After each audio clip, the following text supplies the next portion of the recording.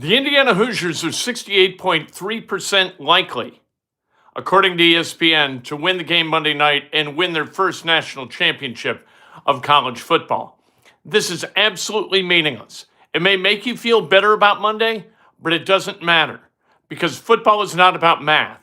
Football is about football. Football is about discipline, fundamental soundness, getting out on the field and not feeling that the moment is too big, listening to your coach, being where you're supposed to be, all of those things, doing all of the things that it took to be 15-0 at this moment, and none of them have to do with 68.3%. We're going to talk about all the reasons to feel good about Monday and why they absolutely don't matter whatsoever. We're going to do that in a little bit. We're going to talk about the Colts offensive line. The offensive line, for the first time in a while, is not too terribly expensive. Ranks 19th in the NFL right now in terms of expense. No Ryan Kelly, replaced by a rookie, Tanner Bortolini.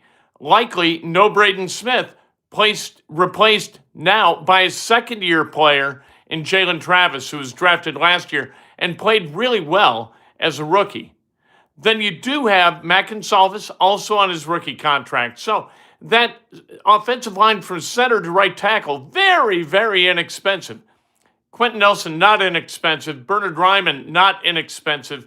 But those guys do the bulwark are the bulwarks of that offensive line. We're going to talk about where that offensive line stands in terms of the areas needed to address in order to be competitive next year. Evan says, good morning, Ken. I have Friday off. Can you believe it? Good for you.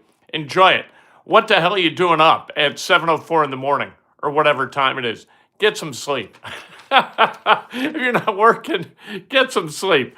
But thank you for joining us. I appreciate it, Evan. Toby says, congratulations on the long weekend. Absolutely. And a lot of people get Monday off because of Martin Luther King Day, and rightly so. I don't know what we're all going to do Tuesday after we stay up and then can't sleep after Indiana and Miami play for the national championship, you know. But this is Breakfast with Kent.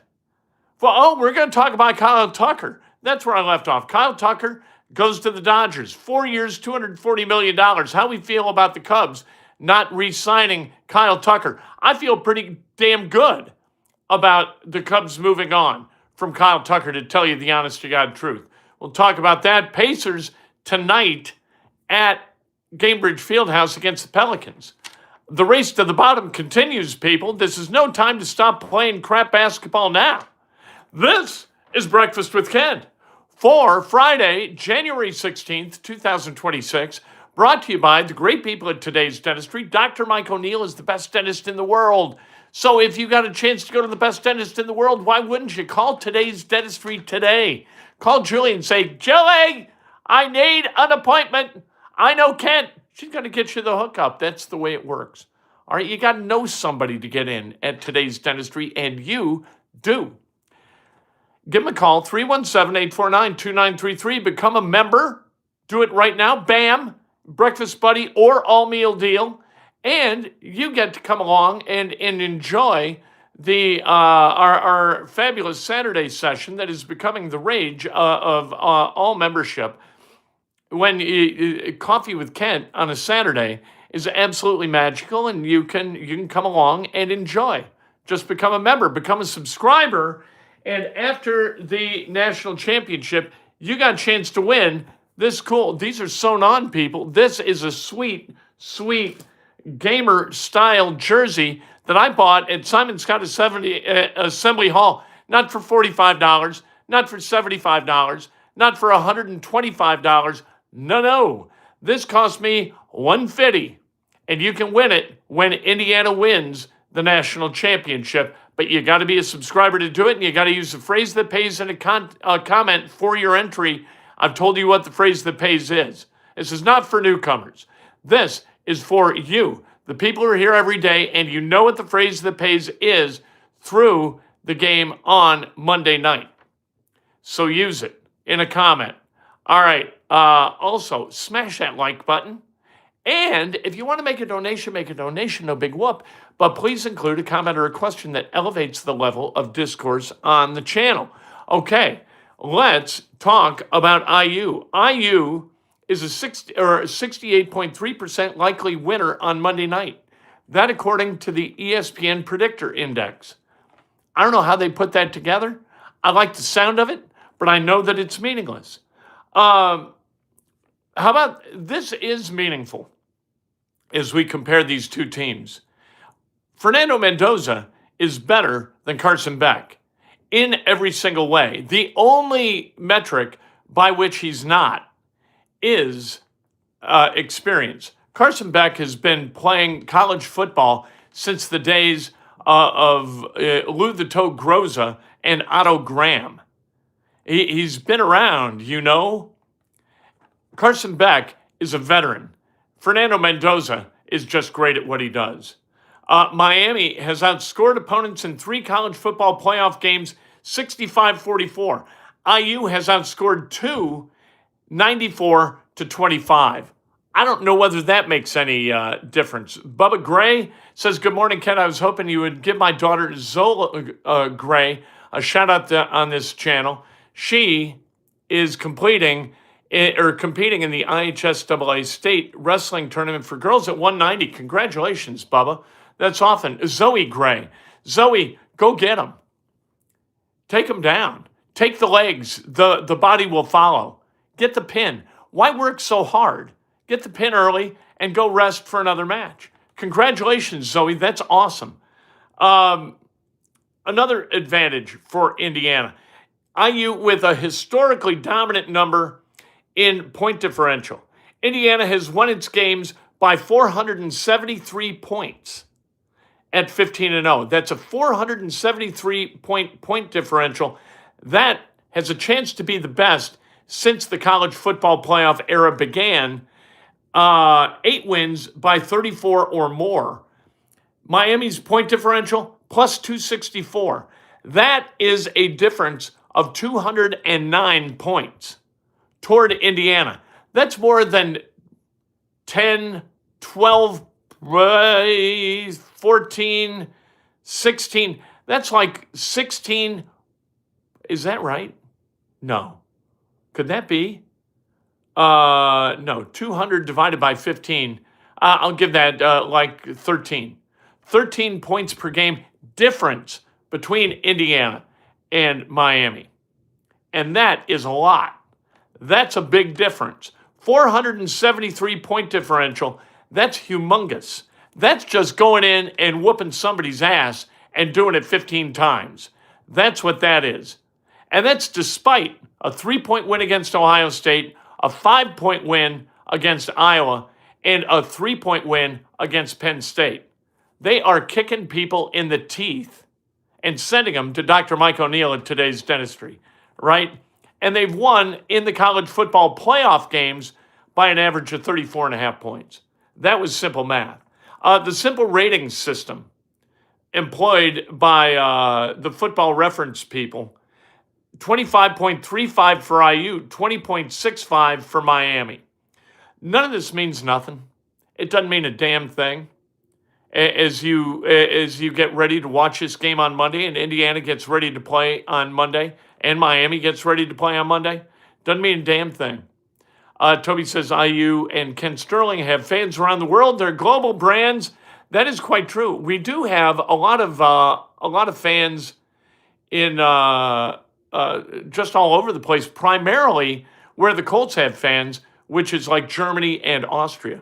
A lot of people watch from there when we spend a lot of time talking about the Colts. So how about this? Now, what does matter?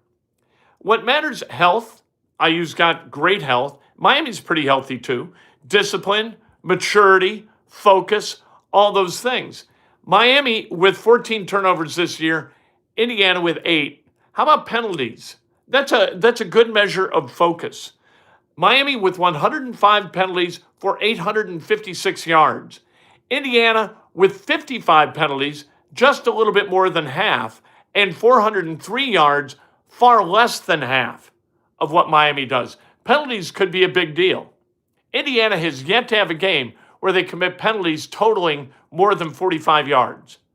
That's pretty damn unbelievable. And Miami, they're not as focused. They're not as disciplined. They will put the ball on the ground periodically. Carson Beck with 11 interceptions, and they get penalties called on them, kind of like it's their job, averaging about 7 per game for 60 to 70 yards, while Indiana's average at 403, 15 games. You do the math.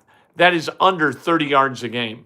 That's a big deal, especially dead ball fouls, especially things like false starts. Indiana doesn't do it. Indiana did it twice against Oregon the other night and 6 times against Oregon back in October. Other than that, really, really clean and not putting themselves behind the sticks. And that's a huge deal come Monday. They don't put themselves behind the sticks. And even when they do, they kind of worm their way out of it. They figure out how to go get to that stick, go get to that marker, and keep the chains moving. They are really good about that. Every game is a contest unto itself. That's really true about football. You know, in basketball, there can be an ebb and a flow, but there is a stop to the game in football. The ball is placed, you huddle up, you move to the ball, you snap the ball, and it's a whole new play. And Indiana is the best team I've ever seen, understanding that each play is a game unto itself and all require 100% focus. Indiana does that great. That is a well-coached team. Miami well-coached too, but not at the level of Indiana. So many juicy storylines, Ken Charles says. Heatherman, Miami, D.C., worked for Cignetti. Cristobal and Fernandez's dad played high school together. Brock Schott, transfer from Miami to IU. I wonder if that helps at all. I wonder what Schott, understanding kind of the methodology of Miami, brings. You know, you see it a lot in the NFL. Like if the Colts are going to play against the Texans, a lot of times you sign a guy to the practice squad who has been on the Texans practice squad, been a guy in the building. Teams do this all the time. It's not skullduggery. It's not nefarious. It's getting information.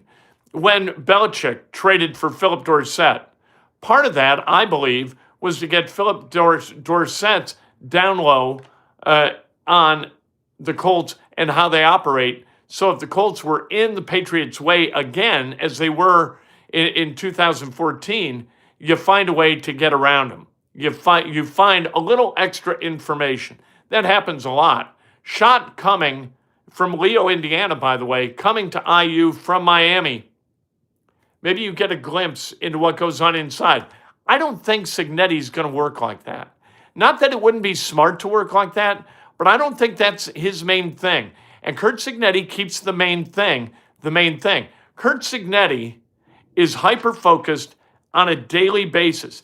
There are guys that you've met in your life that are always focused. They're always successful, right? That's the first thing. Like always focused, they're successful because of that focus. Cignetti has that focus, and he has a really good methodology for evaluating that focus in others. And that's how you wind up with the kind of roster that Cignetti has, where they're listening and they're responding, and their activities on the field show that. That's what they do. Oh, by the way, this shirt. People love this shirt. This is Whole Life. If you go to, I think it's whole-life.com, you can buy these shirts, and they come in like school colors. This is obviously IU. They come in NFL team colors. These are awesome. I've worn this on Friday for the last few weeks as Indiana's been in the college football playoff. He's a tight end from Leo, Indiana, and apparently could have some deets on Miami. I don't think that's Sig's nature to ask Schott about that. No, but it might be a position coach's nature. Mendoza and Pons, both Miami guys, they are. South Florida. And so good for the Pons family, good for the Mendoza family. They don't have to travel. Met D'Angelo Pons' dad in Columbus, Ohio last year when IU played Ohio State. Hung out with him for a while. We traveled with a guy whose kid plays for IU, and we just had a great time. It was fun to meet some of the families and realize that they go through the same stuff that we all did with kids who are athletes.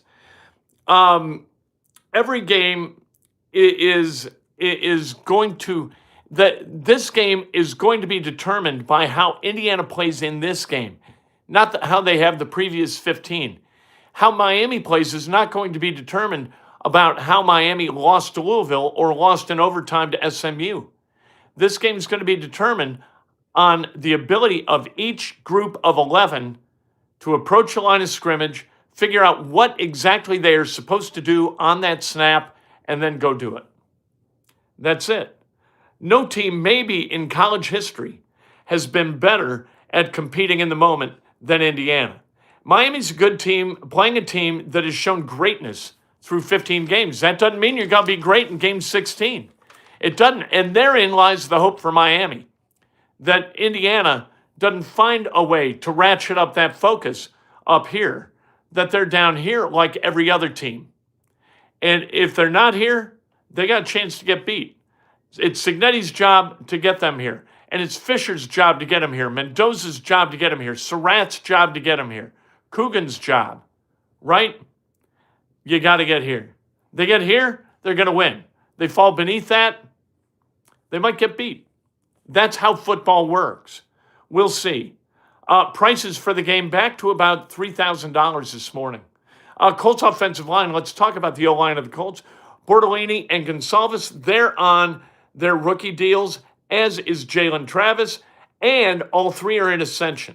That's a good thing. Bernard Ryman is still ascending, I think, or did in this season, and Quentin Nelson is what he is. He was a second-team All-Pro this year, one of the best left guards of the NFL over the last decade. We'll see how he works this year. He is $24.2 million to the cap. Ryman is about $17.5 million to the cap. The rest of the guys really, really affordable. So the offensive line with Ryan Kelly and Braden Smith a couple of years ago, that was not a place where the Colts were economical. What it was a place where they spent money. This year, they ratchet that back a little bit with the what we guess is going to be the departure of Braden Smith. A lot of people figure he's just going to retire at the end of the year and devote his life to his family and his spirituality moving forward. If he does, great. If he's back, I like Braden Smith. Nice guy. I don't know how much you sign him for. He was a guy who showed signs of taking a step back a little bit. Brian says, good morning, Kent, Julian, all Hoosierland fans. Go IU. Yes. You've got, I think you got a group that's really pretty damn good, and they're going to get better on the offensive line. Now, they're an 8-9 team, and I'm not saying that offensive line is going to kick that thing up a notch and get them to 11 wins. That's not what I'm saying. But people are dogging out the offensive line like this is a ragtag outfit, and it's not. Jalen Travis is fine. Matt Gonsalves, he's got to get a little bit better in year 3. But he hadn't played right guard. It's kind of his first year playing that position. He had been a tackle at Pitt. He'd been a backup tackle his first year here and had filled in for Braden Smith and did a reasonable job. Now he's going to have a full season at right guard, and Tony Sperano, I think, is going to coach him up. Bortolini, one of the best centers in the NFL already, like we mentioned. Nelson, Ryman, those guys all good. Backups, they're a little bit thin. Got to tell you the truth. So I think in the 4th round, they take another offensive tackle with good traits and coach him up. That's what I think is going to happen. Top 10 offensive line. I think they're a help. And that they are ranked 19th in expense, cap expense, I think that's a good thing ultimately. A secondary defense got to get better. That's where the thing is. That's where it is. You got to get more pressure on the quarterback, and you got to cover guys longer. Sauce Gardner being healthy, maybe Mooney Ward sticking around, that's good, but you got to get help on the edge. Latu, like Lou Anarumo says he's on track to have a really good breakout 3rd year. All right, we'll hold you to your word. But at the other edge, you got to get somebody who can get to the quarterback and rattle cages. Because if you don't, it all is lost again. Kwity Paye did not work, so I don't believe Kwity Paye is going to be back. Kyle Tucker signs with the Dodgers. 4 years, $240 million. That's $60 million a year. Look at the big brain on me. And he missed, he's 29 years old, and he's missed 110 games the last 2 years. That is a lot of games to miss over a 2-year period of time. and not worth 60 million bucks a year. That's about 40 million per game. No. 400,000 per game. I'm trying to do the math. When I do math, you can see steam coming off the top of my head. It's not, let's see, 60 million. Yeah, about 400,000 a game. That's not far off. 400,000 a game sitting your ass on the bench, that doesn't work for me. And it shouldn't work for the Cubs. That's too damn much money. I hope Alex Bregman can kind of bridge the gap in what they're going to lose. Kyle Tucker missed too many games and he was too ineffective in the latter part of the season. Kyle Tucker last year, when he did play in the latter part of the season, he wasn't any damn good. And he wasn't any good in the playoffs. You don't pay $60 million for that unless you're the Los Angeles Dodgers. Toby Northern said, I think JT is another couple of years in the tank, but Colts need a solid backup running back to be a 1-2 punch. I hope it's Giddens. And if it's not, Amir Abdullah, he's a free agent, but bring him back. He's good, and he's an adult in the room. I like him. IU versus Iowa, 2 o'clock on Fox. Tomorrow, Bennett Sturts versus Tucker DeVries, guys who followed their new coaches to their new school. Sturts, really good. DeVries, he's got to start shooting it better, but it's Ben McCollum against Darren DeVries. That's kind of the comparison, right? Because you didn't know who you wanted if you were Indiana. I thought that DeVries was going to go to Iowa, and that left McCollum for Indiana. The opposite happened. DeVries came to Indiana, and that left McCollum for Iowa. Those two programs, you know what? They're comparable in a lot of ways. And watching Iowa the other night against Purdue, they look like Indiana a little bit. They turn it over too much. Sturts is really the guy for them. If you can figure out a way to mitigate Sturts, you got a hell of a chance to win this game. We'll see. And Indiana needs to win this game. Pelicans at Pacers tonight, 7 o'clock. If the Pacers can lose a game to start the second half of the season, that'd be great. They are 9-32 over the first half. Pelicans 10-33. The race to the bottom continues, people. Butler Hockey free tonight at Pop Weaver Pavilion. I don't know where Pop Weaver Pavilion is. I've never actually even heard of it. You have a fan chiming in from Amman, Jordan today. Welcome, Fozan Masri 4287. Welcome. Good to have you here. That's awesome. Thanks. Big in Jordan. That's nice. Kent just saw a reel the other day of Colts locker room cleaning day and everyone laughing and giggling. Hey, you know what? You compartmentalize wins, you compartmentalize losses. You're not going to be solemn days after the season ends. You're just not. That doesn't bother me. That's okay. These guys are grown men. They hate losing. They take 24 hours to process it, and you get back to work. That's what you do. Pop Weaver at the Indiana State Fairgrounds. Is that the old Pepsi Coliseum? Now they call it Pop Weaver Arena? Huh. That's interesting. And Zoe, go get them in the state wrestling final. I'm going to watch. We can watch on, I would assume we can watch on the ISAA online portal. So I'm going to. Let's celebrate some birthdays, shall we? I've gone too long, my God. Jerry Lynch, happy birthday. Dan Dave Harris, happy birthday. Brent Shoemaker, Brent Dove, Rick Davis, happy birthday. John Parado, happy birthday. Kara Price Sarsani, happy birthday. The great Anita Rickman, celebrating a birthday. And Kara, I didn't mean that you're not great. Kara Price Sarsani, celebrating a birthday. She's great too. Great New Albany High School graduate. Ina Thompson Rawlings, happy birthday. Zach McKinney, Tim Calderwood, James Roseborough. What? All right. James Roseborough, happy birthday. Barb McCullough, happy birthday. The great Barb McCullough, who dated, how's this for going back in time and knowing Barb McCullough trivia, dated Robin Merriman, who was the assistant manager at the Convenient that was by, what was that, Karam's butcher shop. How about that? I worked at that Convenient. Every once in a while, Barb would come in, and I'd say, man, Robin, he's got it going on with that blue Trans Am, that powder blue Trans Am.